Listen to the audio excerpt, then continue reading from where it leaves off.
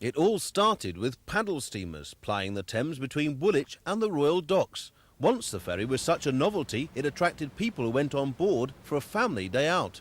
Today, 100 years after the first boat was launched, the operation's more sophisticated and quicker, taking 3 minutes from one side to the other. The boats have double the capacity of their forerunners. They carry almost 1 million cars a year. 106 people are employed, and it costs more than £2 million a year to run the service, which is free to passengers.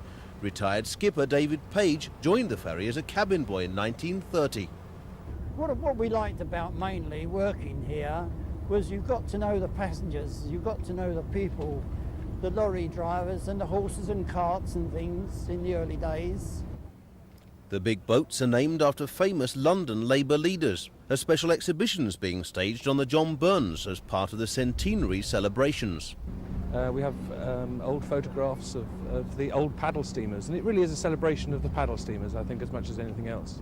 But also a celebration too for the new diesel boats.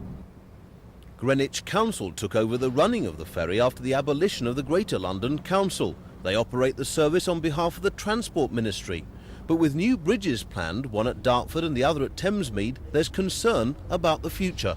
In some respects, the ferry is under threat because we have a proposal to build a bridge about 400 or 500 yards downstream, which will form part of the East London River crossing. And obviously we're very concerned that perhaps the Department of Transport, if they build that road, might be tempted to close the Woolwich ferry. A couple of weeks ago, one of the ferries was taken out of service after colliding with a pier. It was one of the few accidents ever. Now it's feared a deliberate act by the Transport Department will stop the ferry where tides, bad weather and the abolition of the GLC previously failed. Mark Wadsworth, Thames News.